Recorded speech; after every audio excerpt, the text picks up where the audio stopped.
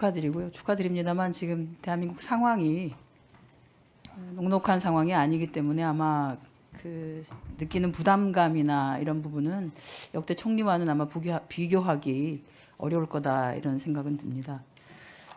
제가 역대 하도 이제 재산 문제가 얘기가 되길래 역대 국무총리들 재산을 한번 이렇게 파악을 해봤어요. 박근혜 정부부터 문재인 정부, 윤석열 정부까지 13년간인데 정홍원 총리부터 한덕수 총리까지 해서 봤더니 평균 재산이 33억 8천만 원 정도 되더라고요.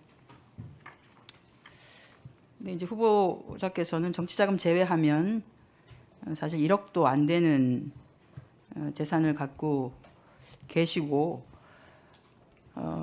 그 과정에 이제 재산이 너무 없는데 추징금 관련한 것들 이런 것들을 너무 착실하게 내시는 바람에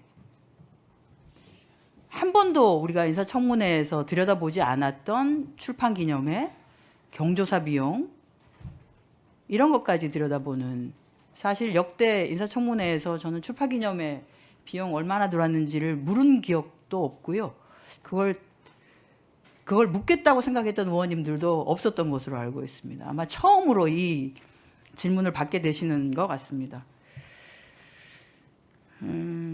그만큼 투명하게 유지를 해오셨다는 말씀을 드리고요.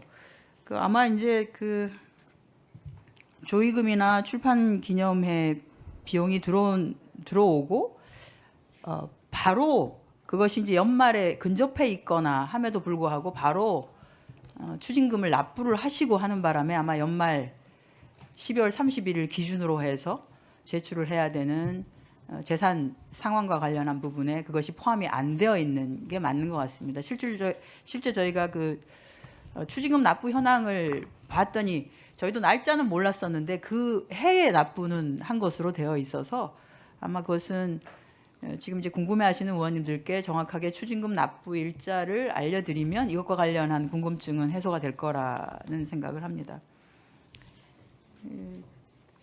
우리가 이제 앞으로는 그러면 계속 이제 인사청문회 하면은 출판기념회 경조사비 문제 제기를 해야 될 것 같은데 우리가 그 국회의원들도 공직자윤리법에 따르면 맞습니다. 다 보고하게 되어 있습니다. 보고하게 되어 있기 때문에 그러면 대개 연말에 근접해서 다들 출판기념회를 하지요. 왜냐하면 특히 총선 출마 예정자 같은 경우에는 아마 출마 예정 언제까지 출판기념회를 하라고 되어 있기 때문에 그 전에 연말 아니면 당해의 1월 정도에 거의 다 하셔서 그 전 연말에 하신 분들은 연말 재산 등록 기준 했을 때 거기에 들어가거나 아니면 그 다음에 총선 출마해에 출판기념회를 하신 분들 같은 경우에는 국회의원 후보자 재산명부 등록할 때 그게 들어가 있을 거라고 보고요.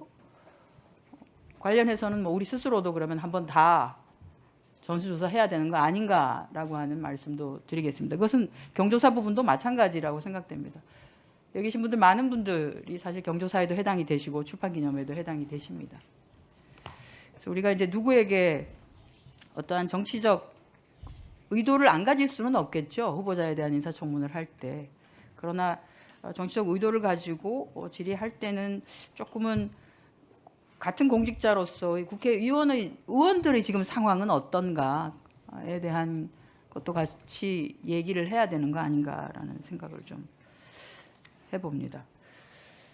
제가 시간이 그렇게 많이 남지는 않았습니다만 조금 그 아빠 찬스 얘기하는 부분에 대해서도 언론에서 몇 개 얘기가 되어서 자제분 관련한 거 예, 하도록 하겠습니다. 일단은 크게는 그 코넬대 진학하고 그것과 관련한 학업 유학 비용이 아마 많이 들 텐데 이걸 어떻게 했느냐라고 하는 부분에 있어서는 후보께서는 두 분이 헤어지시면서 당시에 전 재산이라고 할 수 있는 비용, 뭐 전세금이죠. 그거를 전 배우자에게 전달을 하고 대신에 두 아이의 양육이나 교육과 관련한 부분은 전 배우자께서 책임지기로 한 것으로 그렇게 알고 있습니다. 이것은 사실이죠. 네, 그렇습니다. 네, 그렇기 때문에 지금 아마 이제 왜 아이들이 유학까지 갔는데 비용을 정말로 하나도 보낸 게 없느냐라고 하는 부분에 대해서 의문을 제기하시는데 이것은 이제 두 분이 결정한 과정에 대해서는 개인적인 어찌 보면 이제 집안의 내용이고 하기 때문에 이런 부분 정도는 조금 존중을 해주시는 것이 좋지 않나라고 하는 말씀을 좀 드리겠습니다. 그리고 또 하나가 이제 그 장남의 동아리 활동인데요. 청신국제고 관련한 부분입니다. 이것도 본인은 굉장히 억울할 수 있겠습니다. 그 본인이 회장도 아니고 동아리가 표절방지위원회 동아리입니다. 표절방지위원회. 왜 이게 생겼을까라고 생각해 보면 2023년인데요. 그때 이제 그 김건희 씨, 당시 김건희 씨 표절 사례, 그리고 한동훈 법무부 장관 자녀의 논문 대필하고 해외 사이트에서의 에세이 표절 이렇게 해서 사실 중고등학생인데도 불구하고 표절 시비와 관련한 부분이 계속 문제가 되는 것에 대해서 당시 학생들이 사실 이거는 조금은 윤리적인 학습윤리 교육 과정들이 좀 보완이 돼야 되는 거 아닌가라고 하는 게 그 표절방지위원회 차원에서의 학생들의 의견이었습니다.